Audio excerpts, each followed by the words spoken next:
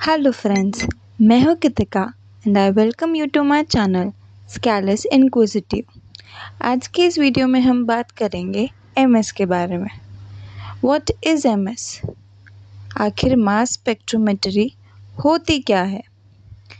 Mass spectrometry is nothing but the qualitative and quantitative analytical technique which is used to identify and quantify a wide range of clinically relevant analytes। अब इसका simple भाषा में मतलब ये है कि यह हमें बताता है एक फिज़िकल सैंपल का कॉम्पोजिशन, इसके instruments, sample inlet, ionisation source, analyser, ion detector and vacuum system. अब हम इस पिक्चर में हम देख सकते हैं कि this is the diagram of mass spectrophotometer. सबसे पहले वी कैन सी कि इसमें सैंपल इजेक्टर पोर्ट है। This is the place from where हमारा सैंपल इसके अंदर जाता है। हमारा sample can be a solid, a liquid और a gas, can be anything, लेकिन डिपेंडिंग ऑन आवर सैंपल हमारा आयनाइजेशन मेथड चेंज होता रहता है।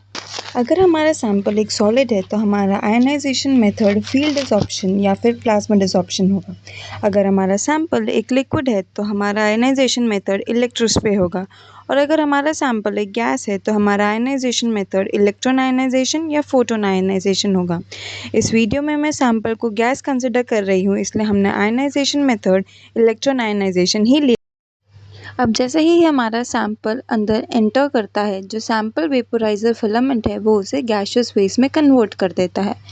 इसके बाद नीचे जो इलेक्ट्रॉन गन प्रेजेंट है वो हाई एनर्जी इलेक्ट्रॉन स्ट्राइक करती है, जिसकी वजह से होता ये है कि जो हमारा सैंपल है उसका जो एटम है, एटम का जो आखिरी शेल है और उसमें जो एक इलेक्ट्रॉन रिवॉल्व कर रहा है, ये इलेक्ट्रॉन गन उस एटम को नॉकआउट कर देती है, जिसकी वजह से जो हमारा एटम है वो एक पॉजिटिव चार्ज एक्वायर कर लेता है, forming a positive charge molecule. आगे हम देख सकते हैं there are two orange plates.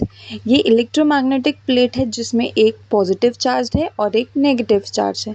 जितने भी आयंस जो नॉकआउट हो के पॉजिटिव एटम्स में कन्वर्ट हो चुके हैं वो नेगेटिव प्लेट की तरफ अट्रैक्ट करके रास्ते में आगे बढ़ते चले जाएंगे। आगे बढ़ने के बाद एक इलेक्ट्रोमैग्नेटिक वेलोसिटी सिलेक्टर रीजन आएगा। This region has an equal electric charge and an equal magnetic charge. This region is very important to select atoms which have a particular velocity जो हमें डिटेक्ट करनी है। अगर किसी एटम की velocity ज़्यादा है जितनी हमें चाहिए तो वो मैग्नेट पे जाके अट्रैक्ट हो जाएंगे, और अगर किसी एटम की वेलोसिटी कम है जितनी हमें चाहिए उससे, तो वो इलेक्ट्रिक प्लेट्स पे जाके अट्रैक्ट हो जाएंगे और आगे रास्ते में नहीं बढ़ पाएंगे।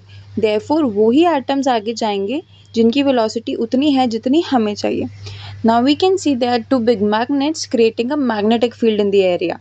ये जो मैग्नेटिक फील्ड क्रिएट हुआ है ये हमारे एटम्स पे एक सेंट्रीपिटल फोर्स लगाता है, जिसकी वजह से हमारे एटम्स जो हैं वो एक आर्क शेप का पाथ फॉर्म करने लगते हैं, और उसके बाद आर्क शेप पाथ में ही डिटेक्टर पे जाके लग जाते हैं।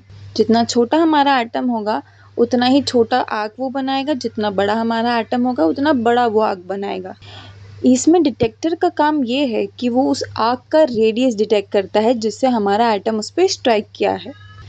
अगर हम इक्वेशन देखें magnetic force is equals to centripetal force, तो हमें पता चलेगा that radius is equivalent to mass, that is radius is directly proportional to mass. तो अगर हमारे डिटेक्टर ने रेडियस पता कर लिया है तो हम उससे अपना मास भी पता कर सकते हैं।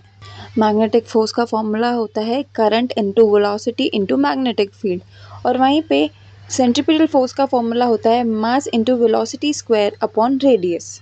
अगर आप इन दोनों इक्वेशन को इक्वेट करेंगे therefore you will get radius is equals to mass into velocity upon current into magnetic field. Therefore radius is directly proportional to mass, और यहाँ से हम रेडियस की हेल्प से अपना मास कैलकुलेट कर पाएंगे। As we know, mass spectrometry is used to isolate samples on the basis of mass is to charge का ratio. Therefore, we can detect our mass.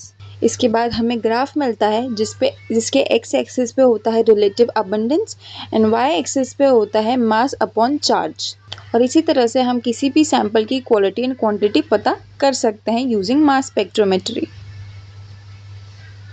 This is how a mass spectrometry in real life looks. इसके uses की बात करते हैं। It's use in environmental monitoring, petrochemical industry and identification of drugs. Thank you for watching the video. अगर आपको मेरा content पसंद आया हो तो प्लीज़ लाइक द वीडियो और ऐसे ही और वीडियोज़ देखने के लिए प्लीज़ सब्सक्राइब।